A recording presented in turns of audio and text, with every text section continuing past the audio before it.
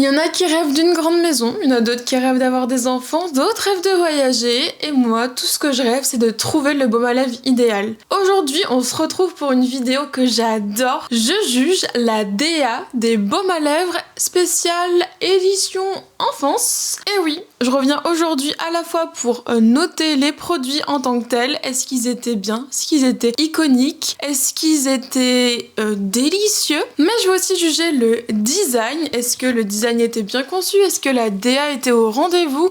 On va voir ça ensemble. En tout cas, j'ai trop hâte parce que les baumes à lèvres, c'est ma passion.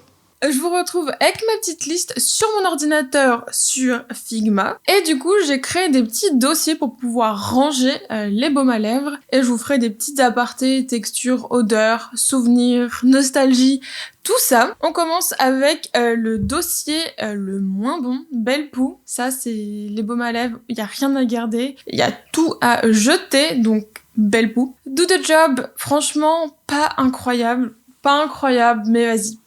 Hydrate un peu, fais un petit truc, mais bon, pas incroyable du tout. Lèvres à croquer, donc fais le taf. Pas forcément un baume à lèvres qui est très beau ou autre, mais en tout cas, il hydrate et il te fait des lèvres trop belles. Reine de l'école, c'est pour les baumes à lèvres où quand tu les avais, t'étais un petit peu la queen quoi. Et Beauty Awards pour ceux qui se démarquent on the top. On commence tout de suite avec le premier, le EOS. E-O-S. It's in a game. Le EOS, c'était un baume à lèvres qui était spécial. Un baume à lèvres spécial parce que c'est un baume à lèvres déjà qu'on trouvait pas en France, pour commencer. En plus de ça, c'est un baume à lèvres qui, pour le coup, a un design particulier. C'est ce fameux baume à lèvres avec une forme d'œuf. Mais il a plusieurs particularités, au moins 3 je dirais, même 4. Bon, il a que des particularités. Au-delà de sa forme d'œuf, il y avait vraiment une espèce de petit aplat comme ça pour mettre les doigts pour pouvoir tourner. Du coup, au-delà du design qui était un peu cool, c'était un petit peu accessibility friendly, un petit peu. Alors je sais pas si c'est vraiment prouvé, mais en tout cas c'était agréable à ouvrir. Au-delà de ça, il y avait le petit logo qui était en défonce, du coup on pouvait le sentir, ça fait un effet gravure. Et enfin, la particularité, c'est tout simplement que le baume à lèvres, il était en petit dôme, et du coup c'était un peu du jamais vu. Donc lui, vraiment, rien que pour son design, c'est même pas reine de l'école, c'est Beauty Awards. Et sachant que, pour le coup, c'est limite un baume à lèvres objet à garder juste sur son bureau comme ça pour flex. Enfin, à l'époque du moins. Les lip smackers. Alors les lip smackers, eux, leur particularité, c'était qu'ils avaient plein d'éditions différentes. Coca-Cola, Disney, plein de choses comme ça. Et ce qui était assez intéressant, c'était le petit format avec le petit capuchon. Par contre, grosse lacune. Tout simplement côté hydratation. C'est plus un gadget, un truc un peu fun que t'avais dans ta trousse d'école et que t'étais contente. Moi, personnellement, j'avais le Coca Vanille qui sentait très bon. Et d'ailleurs, je l'ai pas dit, pour le EOS, côté texture, c'était très lisse, très doux. Et tu pouvais un peu le shaper à la forme de tes lèvres. Et au-delà de ça, les odeurs étaient assez douces. Pour le Lip Smacker, la particularité, c'est que l'odeur est bombardée et elle sentait notamment les boissons qui étaient hyper connues, donc Coca, Fanta, etc. Et donc, ouais, Coca Vanille, je l'aimais trop, mais je pense que je l'ai très peu porté, il était plus dans ma trousse d'école qu'autre chose. Donc je dirais, c'est entre Reine de l'école ou Belle Poux. En fait, je le garde pas. On va faire aujourd'hui. Aujourd'hui, je le garderai pas. Je le revoudrais même pas. Mais bon, c'était un peu la reine de l'école quand t'avais un peu ça. Non, c'était pas vraiment reine de l'école. Vous savez quoi, Lip Smacker? Soyons honnêtes. It goes to Belle Poux. Ensuite, Aven, le cold cream. Du coup, là, on est côté pharmacie, parapharmacie. C'était pas un... Bah déjà le EOS et le Lip Smacker. Le Lip Smacker, c'était chez Claire's. Le EOS, c'était commandé. Donc, fallait commander par Internet, ce qui était, à l'époque, pas si répandu. On a quel âge ici? Et du coup, par exemple, le EOS, même à l'époque, il n'avait tellement pas en France qu'il fallait passer par Chipito. Qui se souvient Chipito? Commente Chipito dans les commentaires si t'étais là il y a 10 ans sur YouTube dans la beauty sphère. Du coup, Aven. Donc, ils ont plusieurs baumes à lèvres. Déjà, Aven, cœur sur vous. Enfin, j'ai travaillé pas mal pour Aven. Aven, la particularité, c'est qu'ils en ont plusieurs en stick et en pot pour la famille. Le stick, je l'ai connu quand j'étais très jeune, parce que je connaissais quelqu'un qui en mettait, qui avait Roaccutane, et du coup, c'était réputé pour être le plus nourrissant, et j'ai un très bon souvenir, d'ailleurs qui était ravivé, parce que j'ai pu le retester plus tard, celui-ci. Et le cold cream, je l'aime beaucoup, autant le pot, je suis un peu moins fan. D'ailleurs, c'est ma mère qui a récupéré les pots. Ma mère a récupéré beaucoup de baume à lèvres. Mais le cold cream, en vrai, lèvres à croquer. Lèvres à croquer, c'est dit. Hop. Zou. Ensuite, est-ce que ça rentre? Est-ce que ça va en faire rager plus d'un, plus d'une? Ça rentre bizarrement. Ensuite, côté odeur, d'ailleurs, c'était très doux. C'est un peu les odeurs de parapharmacie, un peu odeur de propre. Odeur que personnellement, j'aime beaucoup. Donc, top. Baby Lips. Celui-ci, c'est pour vous. C'est pour vous régaler. Baby Lips Crystal.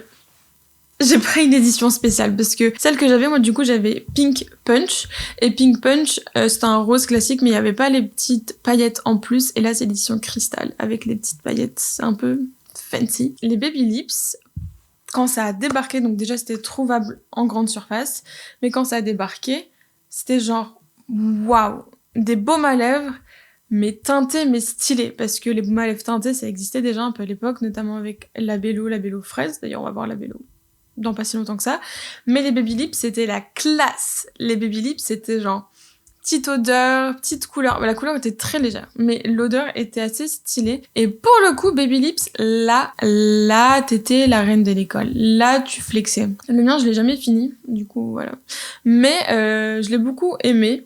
Les lèvres étaient hydratées de manière ok.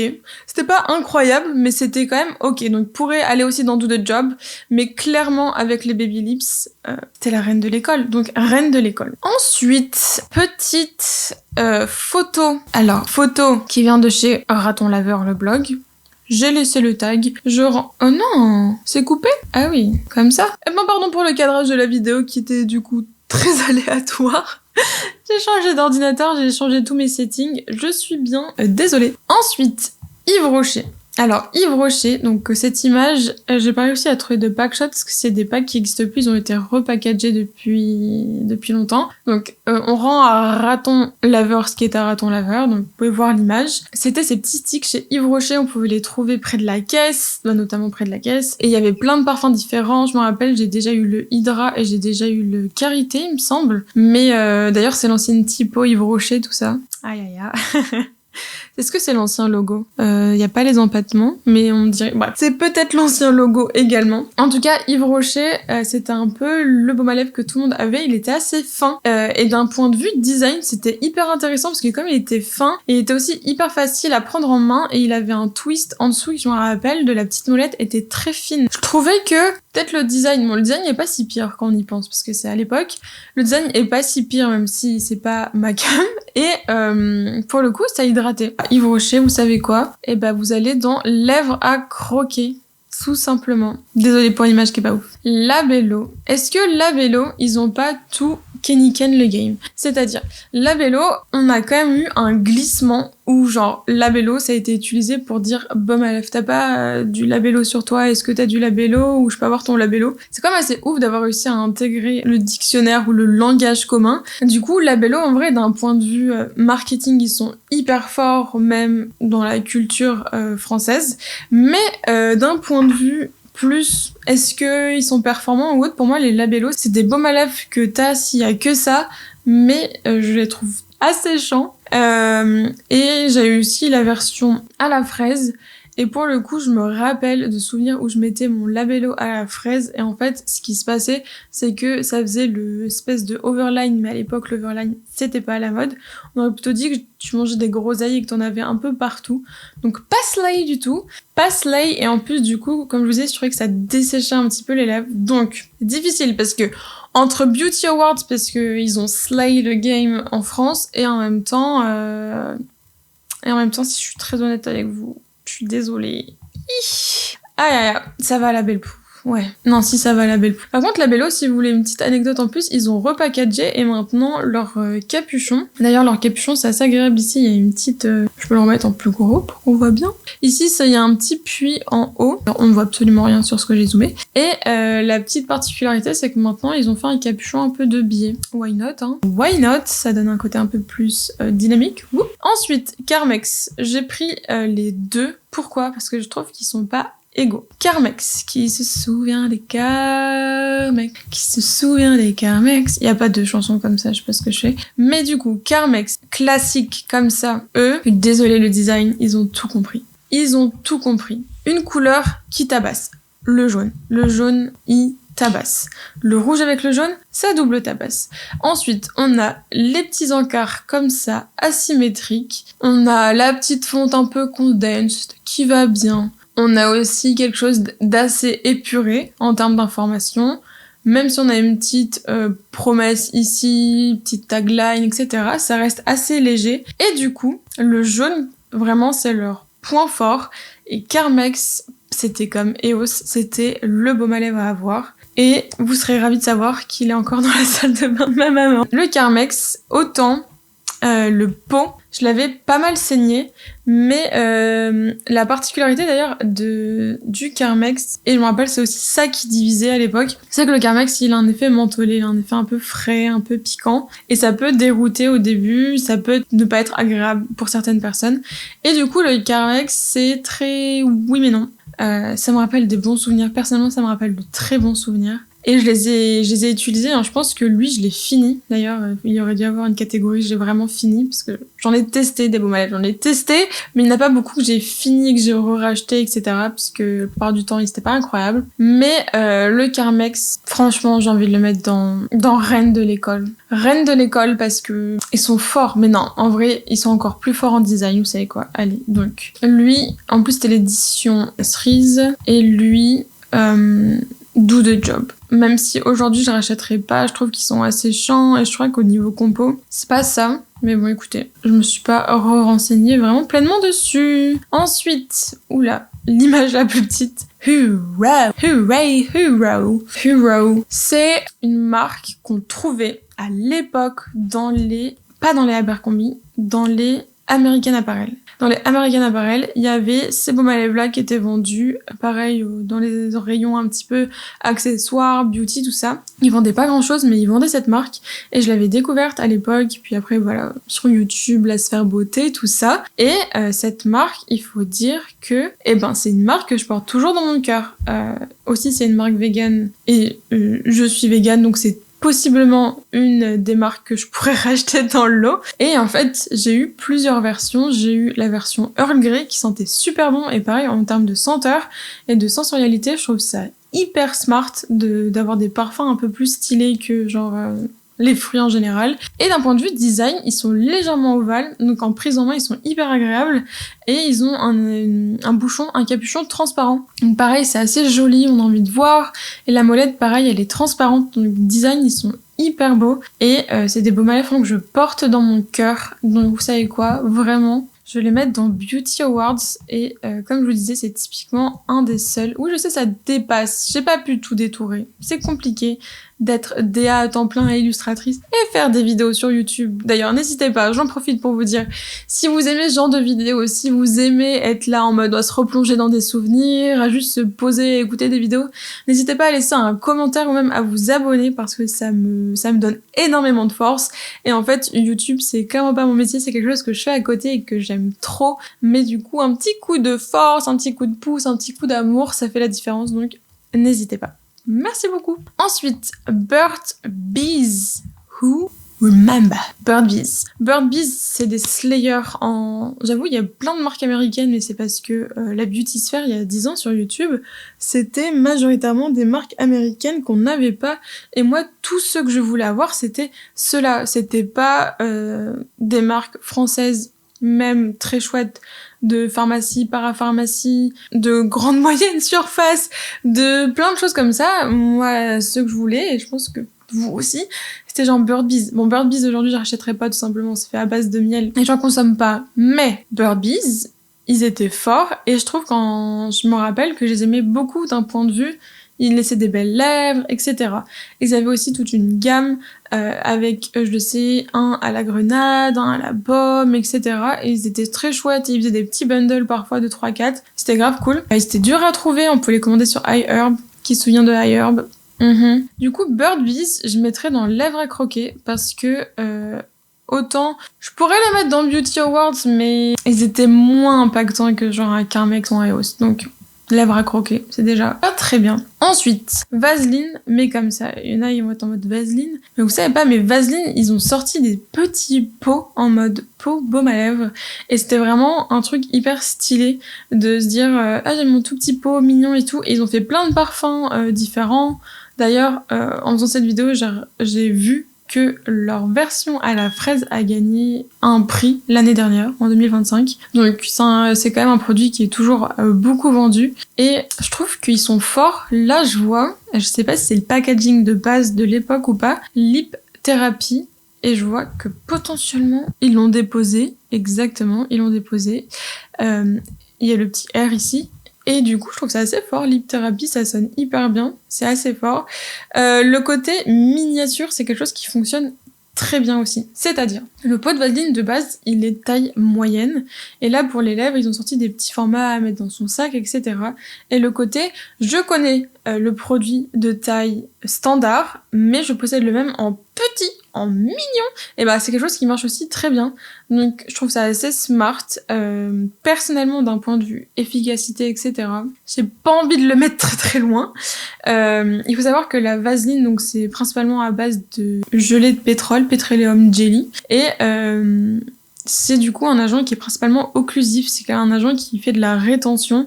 Donc si vos lèvres sont hydratées, ça peut permettre de garder l'hydratation. Mais je trouve que c'est pas, et c'est peut-être pas son rôle, je trouve pas que, en tout cas, c'est quelque chose qui va venir hydrater ou nourrir. Et moi, c'est principalement ces deux fonctions-là que je recherche. Donc, je suis désolée, j'hésite entre Do the Job ou... En fait, s'il y a rien, je le mettrai. C'est là où je mettrai pas le labello s'il y a rien. Donc écoutez, je mets la Vaseline pour les lèvres dans Do the Job. Ensuite, le Dermophile indien. Le Dermophile indien, c'est vraiment un des baumes à lèvres où l'odeur m'a marqué. C'est le baume à lèvres où l'odeur m'a le plus impacté et où j'ai une sensation un peu de Madeleine de Proust, où j'aimerais bien même la ressentir. C'est un baume à lèvres également qui était facile à trouver, qui était trouvable en grande surface, et je trouve qu'il mettait à l'amende le labello, mais 1000 fois.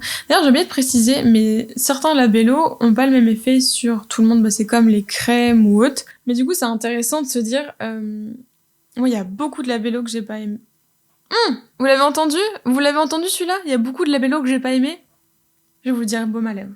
Ils m'ont eu, les salauds. Il y a beaucoup de baumes à lèvres que j'ai pas aimé. La majorité que je vous présente aujourd'hui, je ne les ai pas aimés. Ce sont des baumes à lèvres que j'ai testés durant mon enfance, mon adolescence. Et c'est rigolo de se dire qu'il y en a beaucoup que j'ai pas aimé. Majoritairement, je pense que j'ai aimé ces trois-là, plus le Purao. Mais du coup, je me dis c'est ouf parce que sur tout le reste, c'est des baumes à lèvres que je rachèterai pas, que j'ai pas aimé ou autre. Bref, tout ça pour dire que le Dermophile indien, il a pas le Beauty Awards, il est pas reine de l'école, mais il est dans mon cœur, il devrait avoir un dossier à lui tout seul.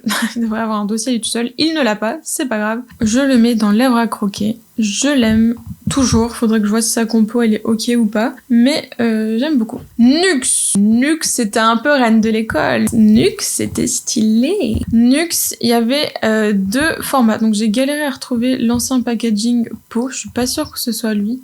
Ils ont changé plusieurs fois de packaging. Je pense qu'ils ont changé 2-3 fois. Si je trouve, je dis n'importe quoi. Pour moi, ils ont au moins changé plus d'une fois. Donc, je dirais 2 fois. De packaging, de couleurs. Puis, ils avaient des éditions différentes. Je me rappelle qu'en été, en été ou en hiver, peut-être à Noël, ils sortaient des éditions un peu différentes. Et là, Nuxe, ils ont repackagé leur rêve de miel avec un packaging qui est fait vraiment écho au miel, à la ruche, les cuillères utilisées pour le miel. Et franchement, là, packaging, oui, bah, go direct en Beauty Awards. C'est sûr, tu go direct en Beauty Awards. Mais là, on est sur un stick classique. Il faut savoir que lorsqu'on produit un produit cosmétique, un baume à lèvres ou autre, on a un choix. Imaginons que vous créez votre marque, on a un choix dans un catalogue de contenants et du coup il faut choisir et donc parfois les marges de liberté sont assez petites, ça va être la couleur, quel type, comment tu apposes l'encre, etc. Et là c'est clairement le cas où ça c'est un stick assez commun et il y a beaucoup de marques, je pense notamment en pharmacie, il y avait d'autres marques qui utilisaient exactement le même contenant et du coup ça vend pas du rêve côté design, je trouve. Côté typo ou autre, on est pas mal, mais ça reste assez doux, etc. C'est juste que Rêve de miel, c'était un peu pour la clean girl de l'époque. C'était un peu genre, légèrement plus cher que la vélo, légèrement plus cher que Thermofil indien, donc c'était déjà un peu chic. Et du coup, Rêve de miel, j'ai testé les deux formats et je me rappelle avoir, désolé Nux, détesté le pot qui faisait des petites granules et je me rappelle que j'ai une de mes très bonnes copines également qui avait exactement le même problème. Donc pas ouf. Le stick, je l'avais préféré, mais je l'avais pas adoré. Tant qu'il desséchait mes lèvres et en fait, j'ai l'impression que le miel... Alors je sais, il a plein de vertus, qu'on soit vegan ou pas. Non, consommez pas. Mais qu'on soit vegan ou pas. Le miel, c'est quelque chose qui a des vertus. Et donc... pour moi, j'ai pas l'impression que ce soit nourrissant, j'ai l'impression que ce soit plus asséchant qu'autre chose. Après, ça peut être un autre composant dedans qui était asséchant, à voir. En tout cas, lui, il va vraiment à la belle poux, mais direct, il y a pas de question sur ça. Et lui, voudrait pas être... Oui, je sais, je fais ma bidouille en même temps avec vous. Lui, hop, il va sur Do the Job. Et on arrive au dernier, Soap and Glory. Soap and Glory, c'était quelque chose, Soap and Glory. C'était quelque chose. Est-ce que j'ai vraiment la version baume à lèvres? J'ai un doute. Si c'est pas la version baume à lèvres, je mettrai la bonne image au montage. Soap and Glory, la grosse particularité, c'était toujours pas vendu en France, et une DA entièrement rose. Tout à l'heure, je vous ai montré le EOS. C'était rose, mais EOS, il y avait plein de couleurs, même certaines avec des cercles, des petits swirls, en mode ça tourne, etc. Mais Soap and Glory, leur DA est rose, tous leurs packs sont roses, du moins à l'époque, leur gamme classique, elle était rose. Voilà, c'est écrit Original Pink, et c'était hyper stylé. Pareil, il fallait commander en ligne, et c'était un peu galère. Je l'avais beaucoup aimé, c'est juste au bout d'un moment, je me rappelle l'avoir mis. Déjà, il sentait bon, il sentait un peu le bubblegum, et il avait une texture un peu épaisse, un peu sticky, mais pas trop. J'ai beaucoup aimé, mais au bout d'un moment, je me rappelle, j'aime plus trop en fait, ça fait plus trop le job, mais pour le coup Soap and Glory c'était quelque chose et d'un point de vue DA, franchement packaging full rose, trop beau, c'était juste trop beau, donc reine de l'école pour sûr. Et voilà, on a fini de ranger les baumes à lèvres tier list édition enfance. J'espère que ça vous a plu. Moi, je me suis bien amusée. C'était très chill à tourner.